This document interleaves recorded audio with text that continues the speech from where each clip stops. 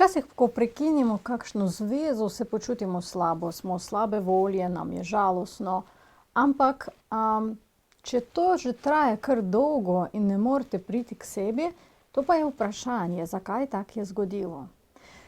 Ker mi imamo neko količino zvez v našem življenju. In če po vsaki taki zvezi lahko izgubimo razumevanje sebe, to kaj je to? To, ker damo drugemu človeku v našem življenju prvo mesto. Njegove želje, njegove cilje, vse njegovo damo na prvo mesto. Kje pa naše mesto? In seveda, če živimo življenjem samo zaradi tistega človeka in ne mislimo sebe in svojega življenja brez njega ali brez njo, to pa seveda, če zveza bo prekinjena, boste se počutili tako, kot vam neko polovico so odrezali, a ne? In zaradi tega, da boste se počutili bolje, moramo sprejeti tisto informacijo, da mi smo že edini s seboj.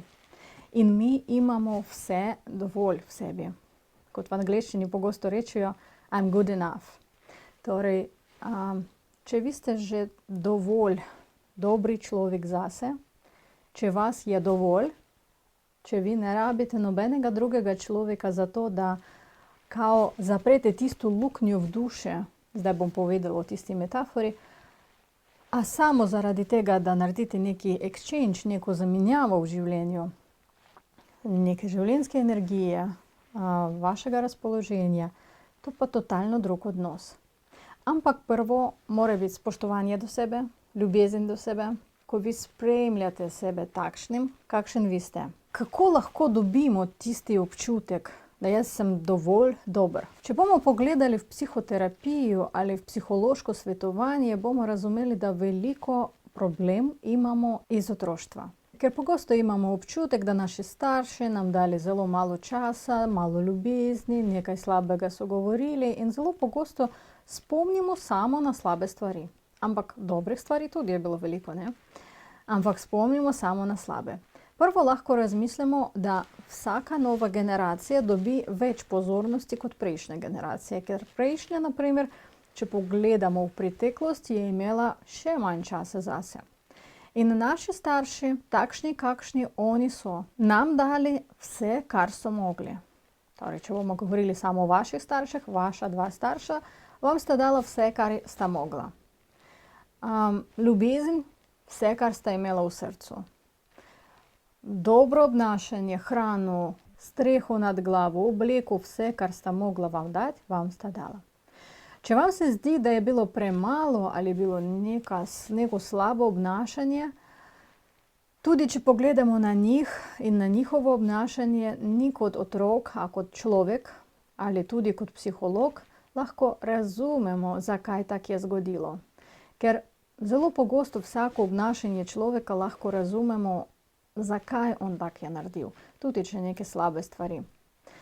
Mi pogosto nimamo resursa notri, da naredimo vse čist psihološko, čist pravilno, z maksimum ljubezni, sprejemanja drugega človeka. To zdaj mi smo tako razviti in tako veliko vsega razumemo. V preteklosti ni bilo tako. In torej ta dva človeka sta naredila vse, kar sta mogla za vas. In vseeno imate občutek, da niste dobili dovolj ljubezni, dovolj sprejemanja, dovolj nekega fundamenta o tem, da vi ste dovolj dobri človek, z vami vse ok, vse dobro. Zato, da začnemo se čutiti bolj samozavestno in če nimamo možnosti iti v dolgoročno psihoterapijo, lahko sprejmemo eno idejo, mogoče ona bo lahko pomagala, da niste prišli od vaših starših, ampak ste prišli čez vaših starših. Vaša starša sta lahko vam dala vse, kar sta mogla, ampak mogoče tega je bilo za vas ni dovolj, ker ste že bolj razvita model človeka, ki bi rabila malo več pozornosti, ljubezni, sprejemanja. Tega pa sta ni mogla dati, zato ker nima tiste funkcije v sebi. Pogojno rečem funkcije. Ampak tista moč, ki vas je ustvarila, ona vas ima rada in je vedno imela rada in bo vedno imela rada in vedno vas podpira. In to že imate v sebi. ker ste del tiste moči. In to na začetku malo pomaga se počutiti bolje, bolj samozavestno. Drugo, lahko razmišljamo o tem, zakaj vi sebe nimate radi, zakaj pritežujete nase, zakaj razmišljate, da niste dovolj dober človek. In potem v drugih videih bomo napredovali